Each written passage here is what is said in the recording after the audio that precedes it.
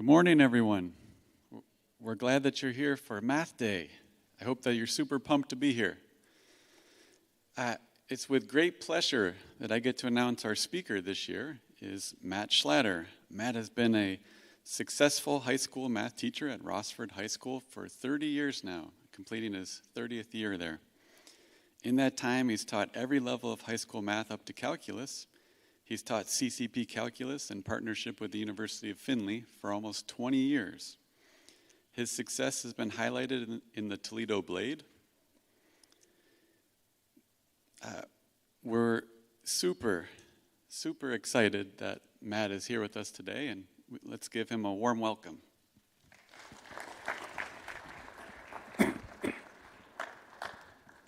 Thank you.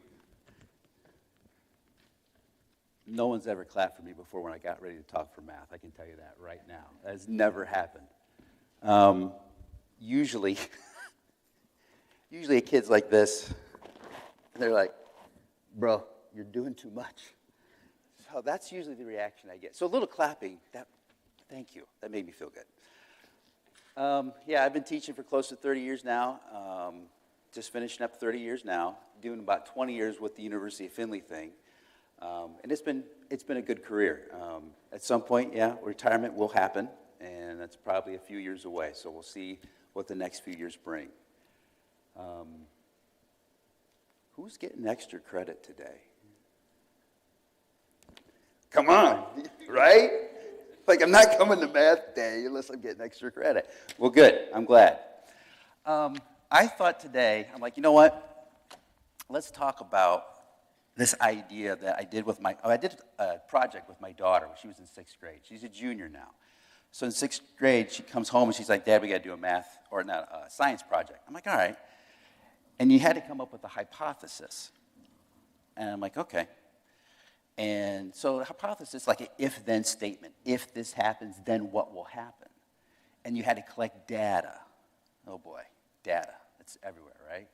So we had to collect this data. And she's like, well, Dad, Patrick, he's going to base it. I go, Patrick's hypothesis is if I eat 20 Reese's cups, then I'm going to throw up.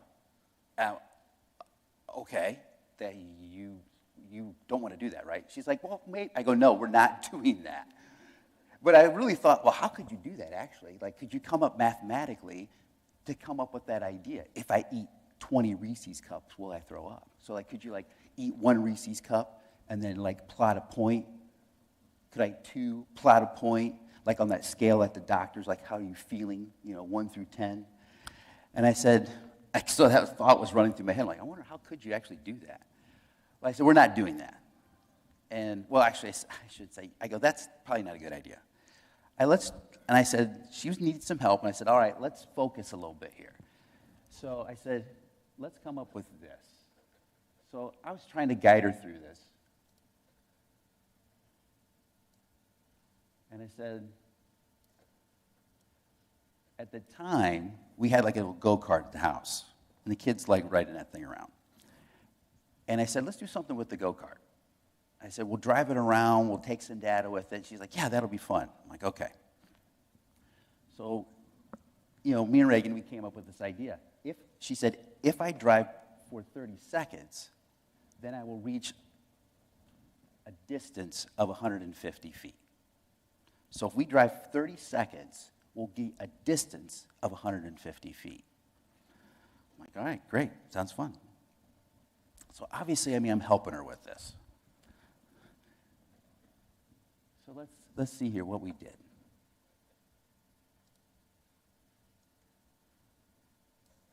So one of the things we did, and I'll show you this right here.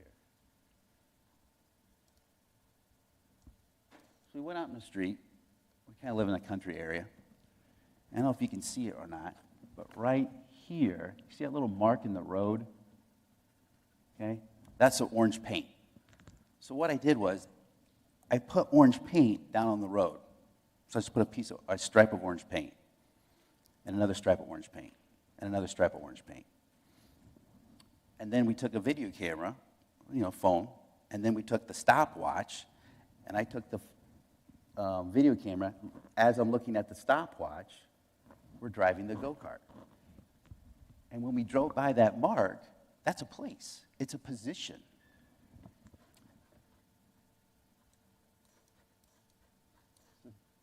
Right here. Oh, look at this.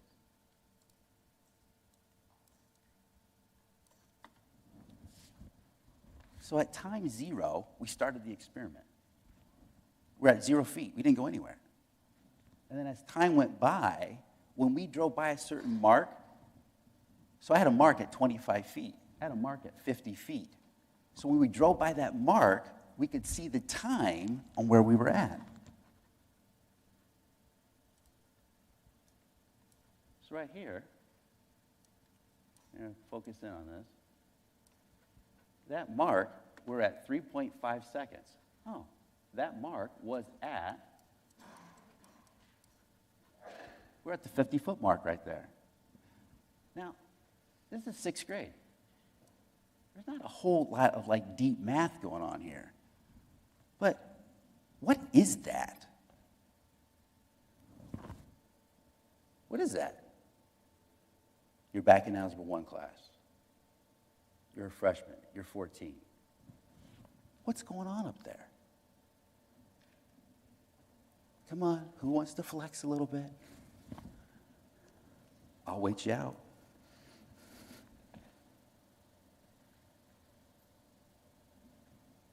Anybody in the balcony? I saw you walking up there. Yeah, I know you're up there. What's going on up here? What's on the left-hand side? Say again? What is it? Think basic algebra. That's just your what? That's the x value, right? Yeah. So this is some x value. Now, we always called it x, like everything's x. Now, did we have to call it x? I really would have been, actually, we shouldn't call it x. What should we call it? T, right. Why would we call it x? It's time. Let's use a letter that actually corresponds with time. Maybe we'll call it t, right? And then the distance, well, that was the y, okay? This is go even back to 3rd or 4th grade. What did you even call this in 3rd or 4th grade? Who remembers? 3rd grade's a long time ago. You put something in and something comes out. This was your input-output table. Yeah. So you're putting stuff in and stuff's coming out. Like, okay, whoa. It's getting interesting now. And then what did you do after you got your input-output table? What did you do with it next? Oh, you made a graph. This guy's an academic weapon over here. He knows everything. Yeah, you made a graph. Look at that. So there was our input, our time was going in, our output, our distance was coming out. This is just all happening here in a little 6th grade math project. Were we saying X and were we saying Y in 6th grade? No, we weren't saying that. It was happening, though. Now, we did say input and output, though.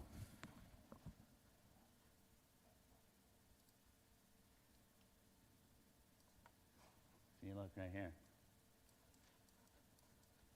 Independent variable, dependent variable. Okay, I like this one. This was funny. She came up with this safety concern. Don't get hit by a car.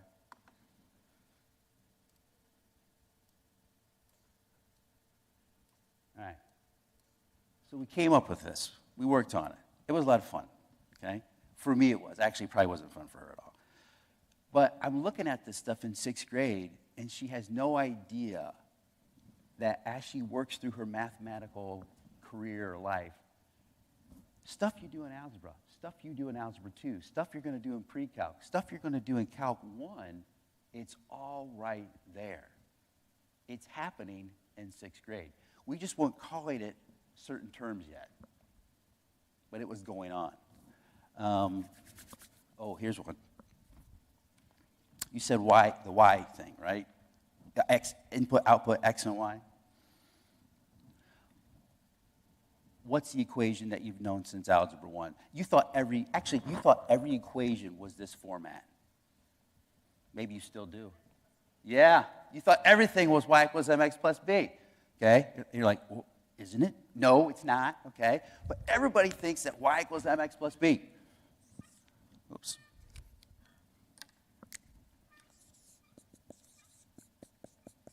That was there. That was ingrained so hard. We didn't even, as a matter of fact, that was ingrained so hard that when you saw point slope for the first time, who knows that one? Y minus y1 equals slope times x minus x. You don't even like that one anymore. You don't even like it, even though it's even better. You're like, nope, that's the one I learned. That's the one I want to use forever and ever and ever. But there is other ones that do work. And then, okay, so you had this input, we had this output. We're putting things in, we're putting things out. By the way, that's not a line, so we would not use y equals mx plus b for that relationship up there. And then something happened. We didn't want to say y anymore. Oh, we used this f thing, right. F, and then it was always says what? F of x, and then equals something, something, something, okay? I can remember being almost a senior in high school, and I finally started to understand the whole concept of function notation. Like, why does the teacher keep writing f of x up there? And then we were all kind of confused. So the teacher just said, just think of it as what? Because they got tired of explaining it. It's just what? It's just y. Because they couldn't explain it. So this started to show up, this whole idea of f of x. Okay?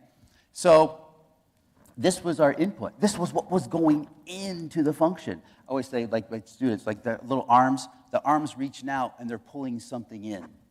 Okay? So we're pulling in this idea, this concept, this independent value. And the function is spitting something out. Well, then we get to science classes. And we're like, you know what? In this case, our input, what's going in? We don't call it x, just call it what? You guys said it a little bit ago. Shout it out. Time, t, I heard it. So t is what's going in. Okay? And then what's coming out? Time goes in, and then what comes out? Distance. So we call this the d function. So we're inputting our time, and then this distance is coming out. And then we would come up with something. And we always thought it was y equals mx, or y equals mx plus b. I mean, it's obviously not. Okay? So in 6th grade, there was a function happening up there. Didn't know it was happening, but it was. Now, we can start come up with an actual prediction equation. Come up with something that represents that data that was happening up there. How do we do that? Well, it wasn't a line. So like, I don't know my slope. I don't know my y-intercept. How am I going to do this? Well, there's other things that we could have done with that. Right now, obviously, what's going to come up with the function for those points? What's going to do it now? Didn't do it when I was in high school, but what does it now? You guys love it. Say again? Yeah. Your calculator will actually come up with the function for that data. Okay? A nice TI-84 will do it. I think Desmos will even do it now. AI will do it. Okay? That's going to come up with this equation. Okay. Now, I said that there's calculus somewhere in there. Okay? Anybody who's not had Calc 1 yet? It's okay. Okay, so you're not there yet. Okay, fine, great. So you're not in Calc 1, no problem. So you're in your Algebra 1 class, okay? You're in with Mrs. Somebody. And you were told, I don't know how many times, this. Ugh. M equals, and you had to memorize this formula. What was it? M equals what? Right. Y2 minus Y1 over X2 minus X1. That was just, we called that, what was the name? That was the what? That was our slope, okay? So you had to understand that.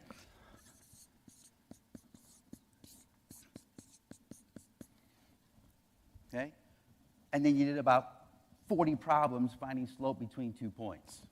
And you loved it because you were good at it, right? Like, oh man, I can do these all day long. Like, I know how to subtract negatives, add a positive. And you were able to do it. It's great. And then all of a sudden, at some point you're in Calc 1, and all of a sudden calculus starts to become like, what is going on in this class? All of a sudden, what I thought was easy is now starting to turn extremely complicated for some reason. Well, let's use this idea here for a moment, this idea of slope. And let's think about what's going on up here. So slope is a rate of change. It's how fast something is changing compared to something else.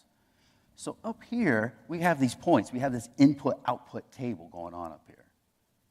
So we're inputting time, we're outputting the distance. So there's coordinates up there. There's x, y positions. So if I was to think about this,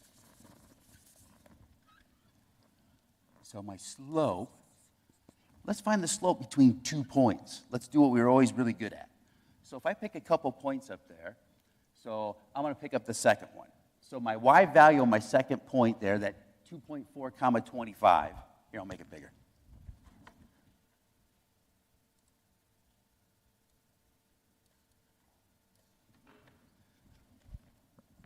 So my y value there was 25. Okay? And I'm going to find the difference between the next y value, which was just 50. So 25 minus 50. I'm going to need a little help here. And then my x value, 2.4 minus 3.6. So if I do that little bit of math there, okay? Right? Help me. Do it. Somebody do it. Somebody's got a calculator. Come on, help me out. Do it. Come on. Don't elbow the person next to you to do it. You do it. Okay. Give me divide it out. Completely divide it out for me. 31 something. Okay? 31 something? We're going to get the exact value here. 31.25,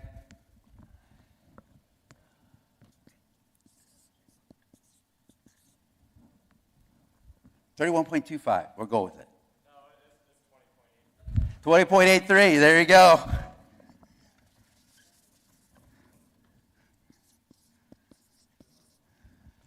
Now, so every time you found slope and you're in Algebra 1, you got this answer, right? You got something.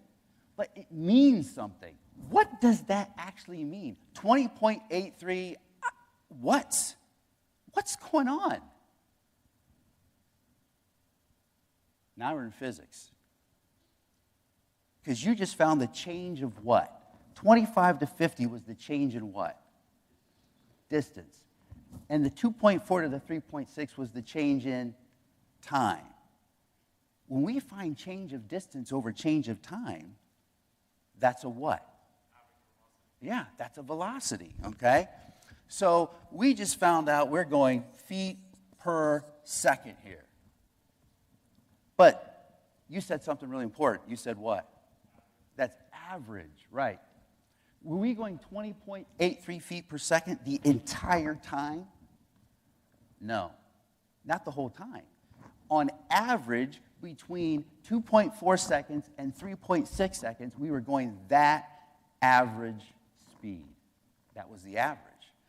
How could I find the average speed or velocity over the entire length of the experiment? What would we do?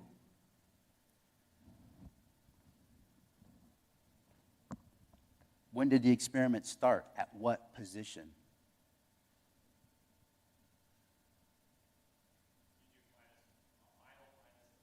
Okay. So your final was how many feet? 150. We started with what? 0. So 150 minus 0 is 150. And then it took how many total seconds?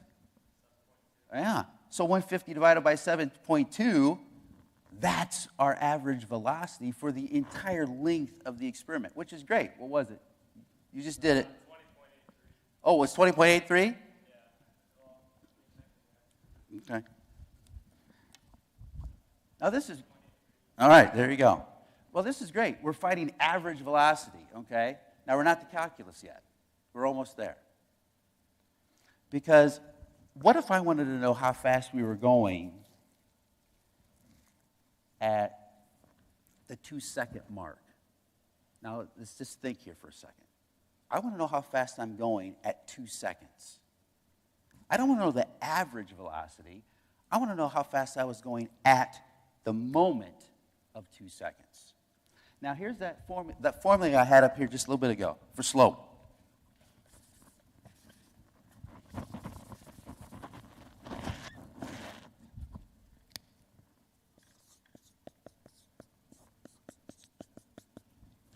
You can only find slope if you have what?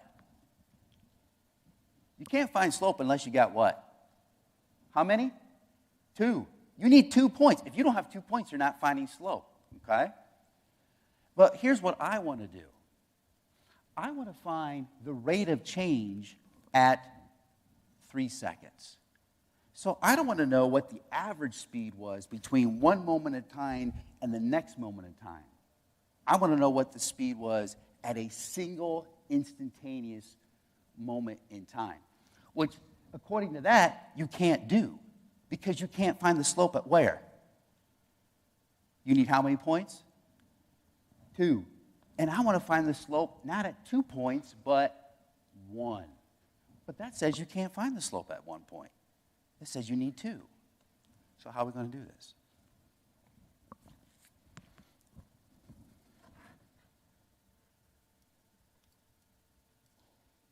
How are we going to do this?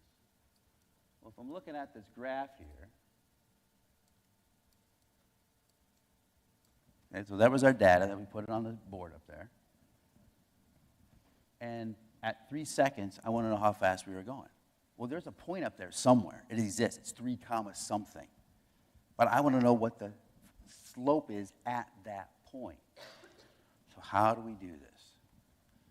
And we need how many points to actually find slope? You got to have 2. If you don't have 2, it's not going to work. But I want to find it at 1.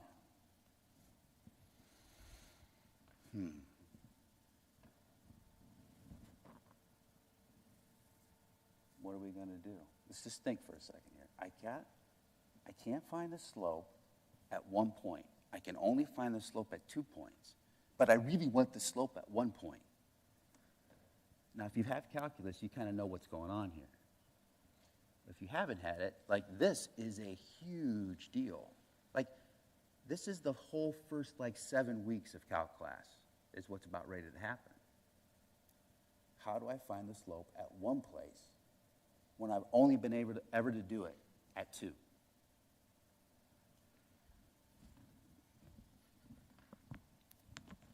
me show you something.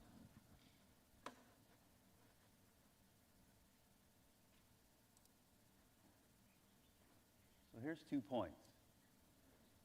Yeah, I'm going to just drag this kind of in the corner right here. Let's pretend that represented the position and time of the little go-kart there. And I want to find the slope at 1 point, but I can't do it because I need 2 points.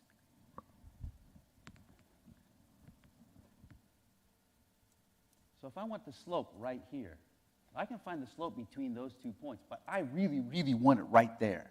That's where I want the slope. Well, maybe I should just take this point and make it closer and closer and closer.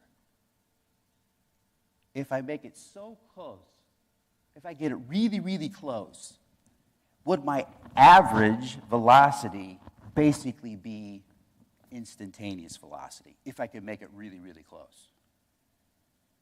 How close would I have to get it? Infinitely close, right? I'd have to get it so close that I really can't even fathom 2 points anymore. Like, all of a sudden, my 2 points becomes 1 point. Folks, that is hard to comprehend. But we do it in Calc 1 like it's meaningless, like it just occurs. But we're literally approaching this idea of infinitely close. How do we define infinity, by the way? You can't. So we're using something we can't define to actually try to do something. And honestly, I've been doing this a long time, and it still kind of blows my mind a little bit every time I do it. It kind of messes with my head. So here we go. We're going to take this idea of 2 points, and we're going to bring them so close together that it's not even 2 points anymore. It's just 1 point. Let me show you that visual one more time. So right now, I'll pull them farther apart. So here are these 2 points, okay? Is there a rise over run between the 2 points right now? Yeah. If I rise, if I go up, now think back to what I had up there with the dune buggy. The y-axis, was that time or was that distance? The y going up and down. Think. What was that? It was position. That was the feet. So when I went up, that was change in feet. Then when I went over, remember, rise over run. You've known that since year 14. Rise over run. We're rising in feet, and then we're going to run in time. So change in distance over change in time. That's velocity. But as was pointed out, that's the velocity between 2 points that are clear or far away from each other. That's that idea of average velocity. But here's what we're going to do. We're going to bring those 2 points so close, really, really close, that we find the slope not at 2 points, but 1. What do you call a line that just touches at 1 point?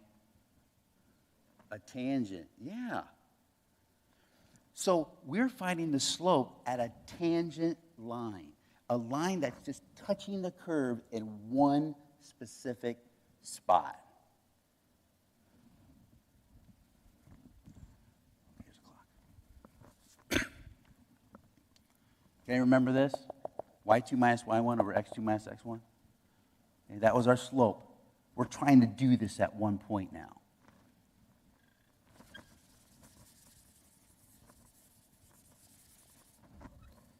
Okay? And I always remember, this always used to kind of mess with my head too. I remember this. Here, I'll make it bigger.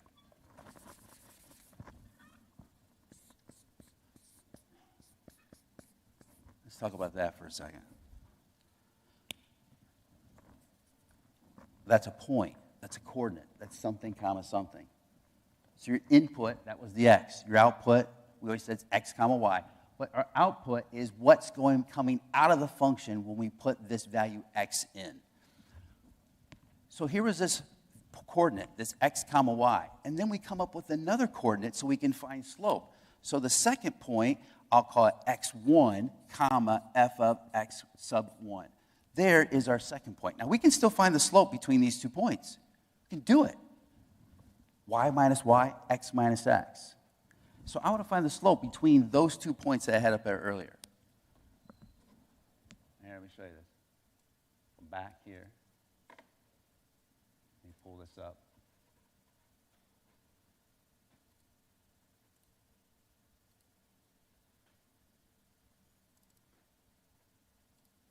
Now, same picture.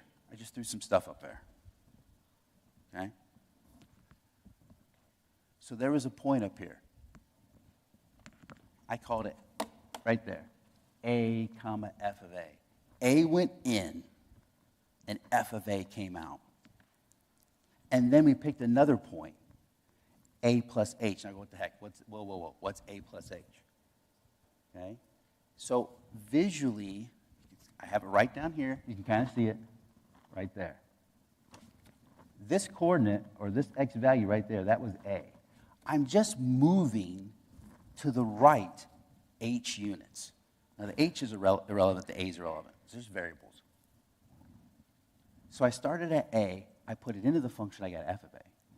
Now I'm going to put in, and I'm just going to move to the right a little bit. I'm going to call it h. So now it was at a, that was time. whatever, I was at 2 seconds.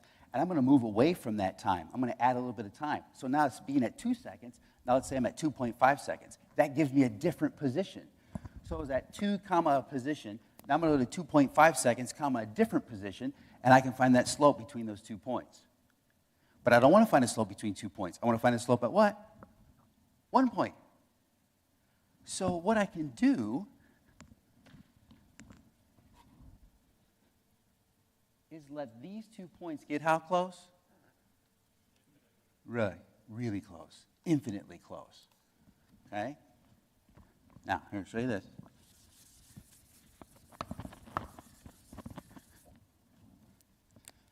So here, watch this.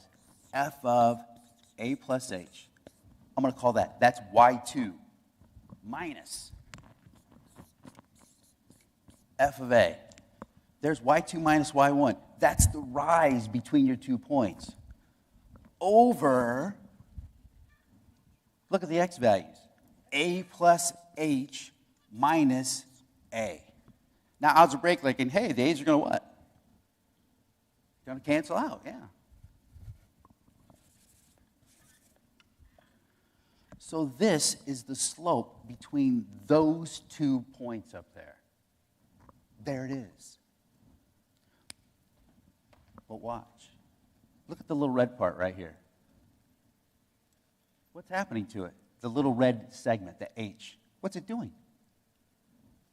It's getting smaller. It's getting so small, we're going to say it's just going to be what? 0. Right. So we're going to find the slope between these 2 points to let them get infinitely closer and closer together. And we're going to say this H is getting closer and closer to 0. That's when all of a sudden that comes into play. Oh my gosh. What is this? Anyone who's been in Calc 1? What is that? That's a definition of a derivative. And that's basically your first 7 weeks of Calc 1. That's what the foundation is of it. Now, if you haven't been in Calc 1 yet, that's fine. You're like, sweet, I don't have to take the first 7 weeks of Calc 1. I know what I'm doing. No. It's like saying, this would be like me. Hey, here's the alphabet. And now you're going to say, well, now I know how to write and how to read. No, I just gave you the alphabet. This is the foundational idea of what the beginning part of Calc 1 is. It's this. And everything works off of this. And here's what's crazy.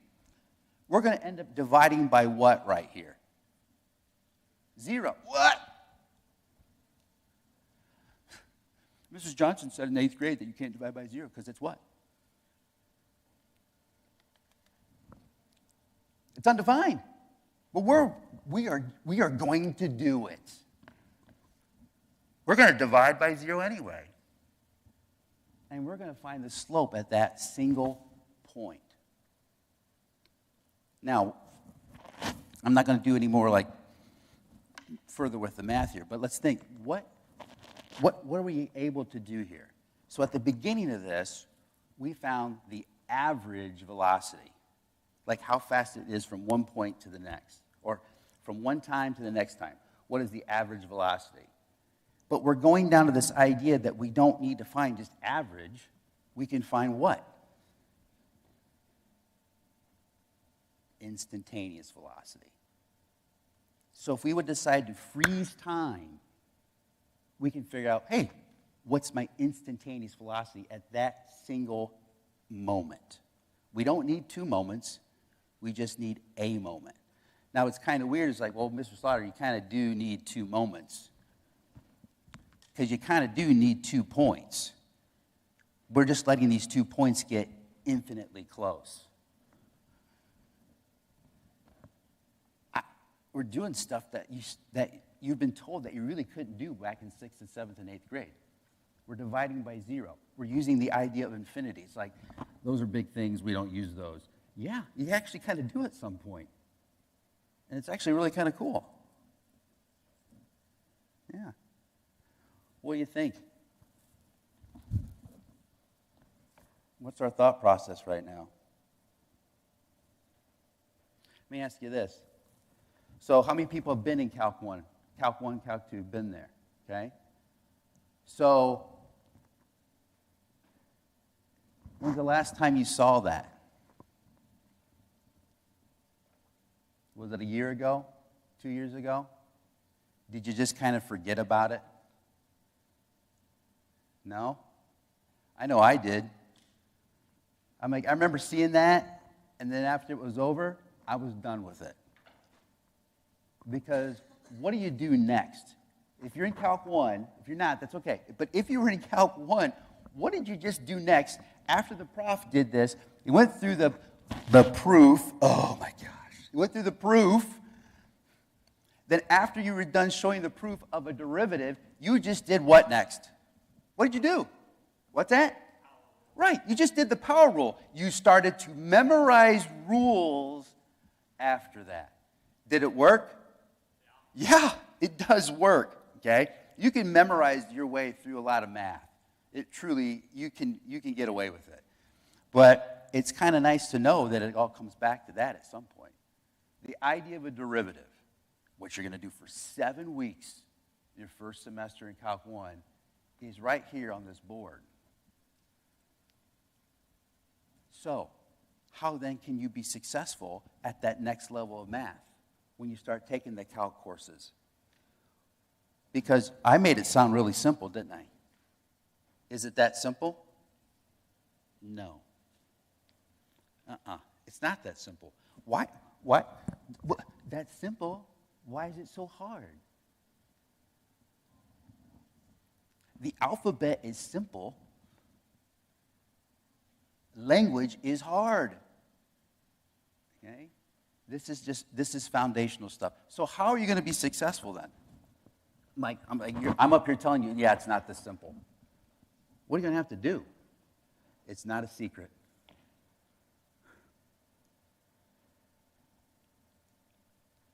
And it won't be because you had a great math teacher. That's nice if you have someone who is decent at math and kind of knows what they're doing. But at some point, what's it come down to? Success comes down to what? First rule. Go to class, show up. Now, you've heard that before, right? Show up. Okay? And if there's 80 problems in the homework set, section whatever, 1, 2, there's 80 homework sets. Is doing the first 3 going to work? Probably not. At some point, it comes down to you to be successful, okay? And your effort and what you're going to put into it. How many people in here, anybody here going to be, I know, you teachers eventually. Anyone else going to be eventual teachers in here possibly? Yeah? Math? No. What's that? Okay.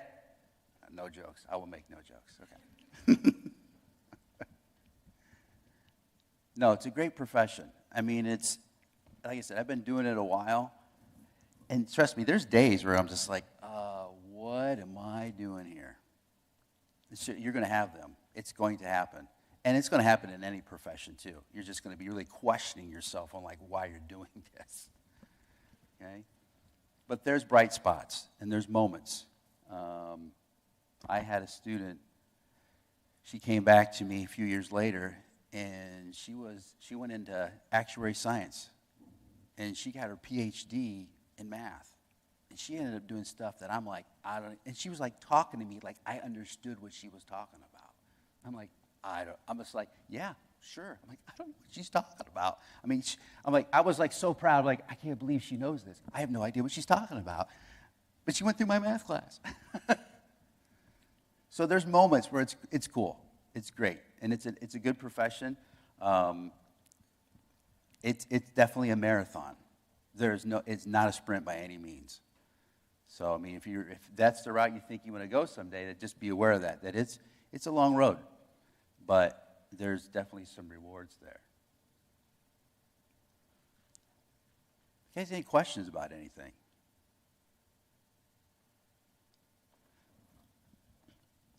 No? Here. By the way, we got an A on the assignment, just so you know. Not mean to brag or anything, but yeah, we got an A.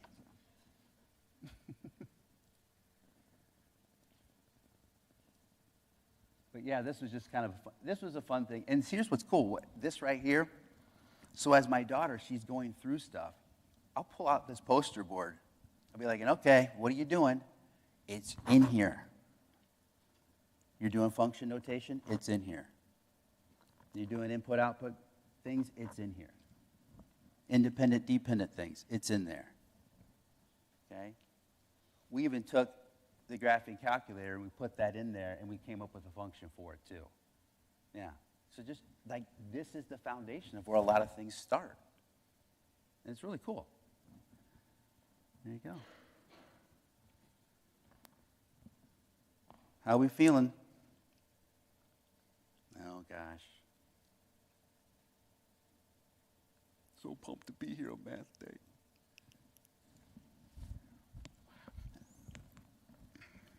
There.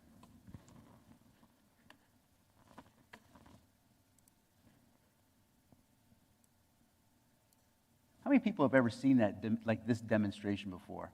Like where you pull that point in? Yeah. It's so cool. I know. I'm like a total math nerd up here talking. I'm like, why is this guy talking about this? Let's see here.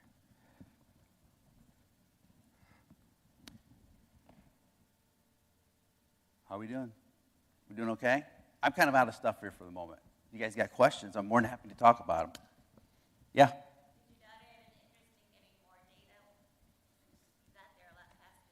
Well, yeah, and exactly. So, see, that's interesting. You brought that up because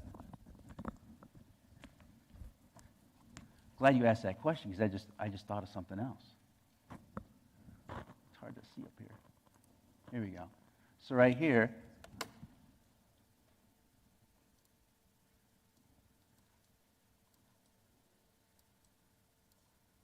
my hypothesis was wrong. Okay? So we got there a lot quicker than we thought we were going to, or what she thought. I kind of knew in my head, like, no, that we're going to get there a lot faster than that. I'm like, hey, we'll just go with her, what her hypothesis was. And so we kind of talked about that idea. I'm like, oh my goodness, we got there a lot faster. She's like, whoa, this dune buggy's a lot faster than we thought. Now, if we would have taken more data, now this would have been interesting. So if we'd have taken more data, at some point, the vehicle is just going to do what? See, as time went by, we kept traveling faster and faster. At some point, what's going to happen? It's not that fast of a dune buggy. I don't let my kids drive things that go 100 miles an hour. What's going to happen? Are we going to max out on the speed? Yeah. Then all of a sudden, the speed is going to be what? Like time's going by. We're going faster and faster. And all of a sudden, the speed just becomes what? Right. It doesn't change anymore. It becomes constant. All right, here's a good one. If your speed is constant, then what's the slope between 2 points when the speed was constant? What would the slope have been? Your speed was constant. So what would have been the slope between the 2 points? Yeah, 0. Yeah, we would have had a slope of 0. Yeah. Oh, here's another one, too. Thank you for the question, because that triggers things. Velocity. Oh, my gosh. Because velocity has two components to it. What is it? It can be what or what? Positive or negative, yeah. So when you drop something, the velocity is always what? Like you're like, oh, we're dropping something. Velocity's this, it's what? Negative, okay? Why is it negative, though? And see, it all comes back down to the math. It comes down to this. Let's go back to the picture part.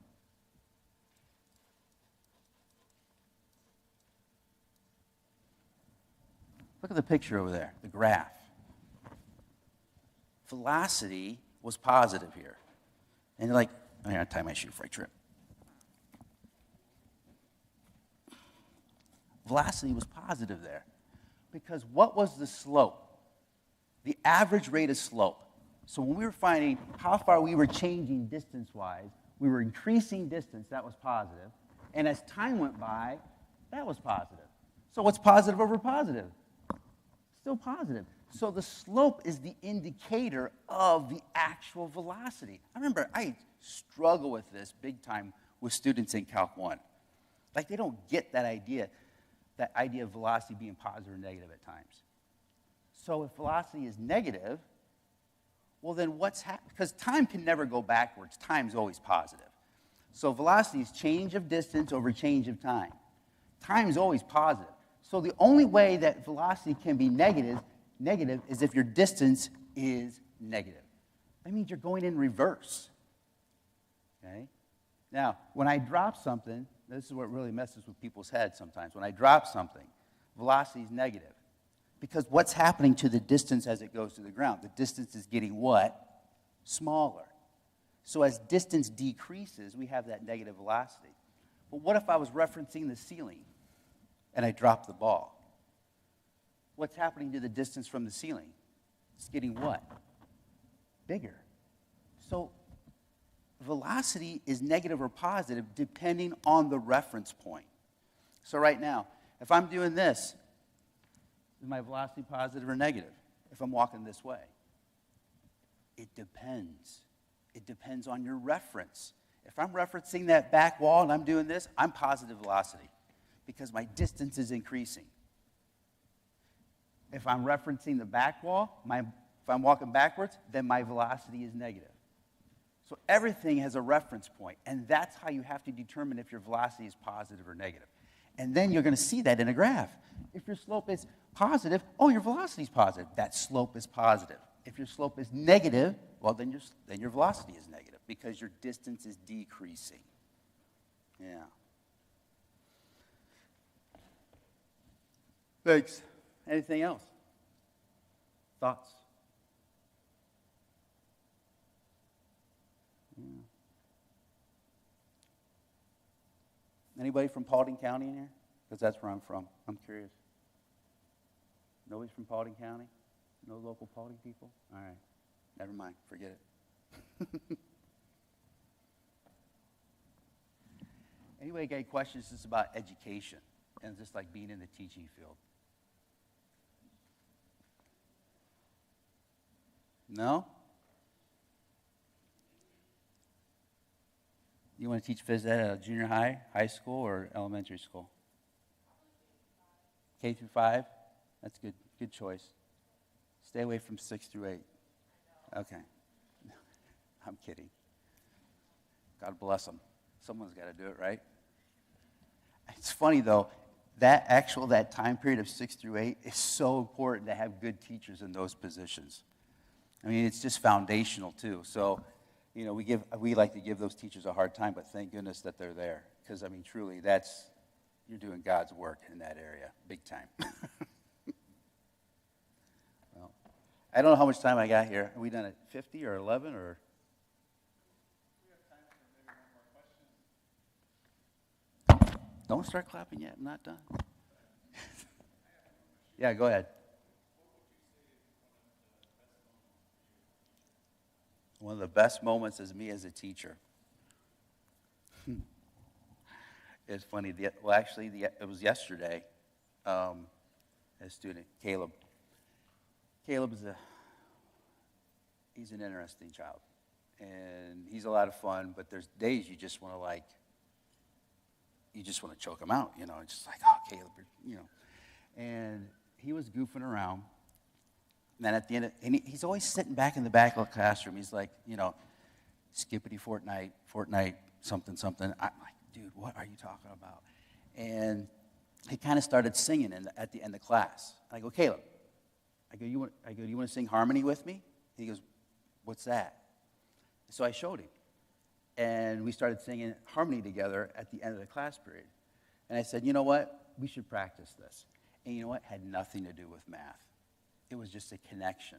And sometimes that's the best part of teaching, is just making a connection with another human.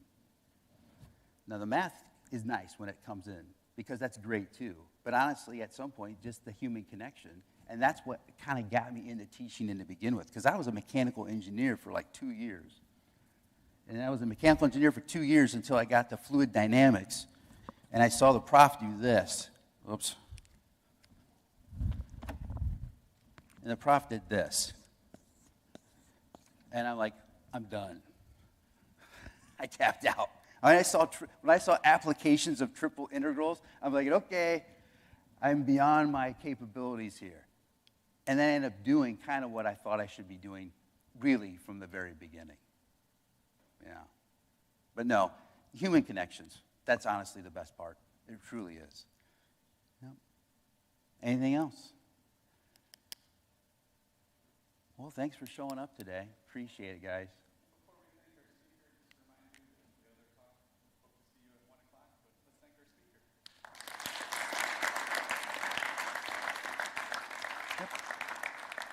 I'll be back at 1.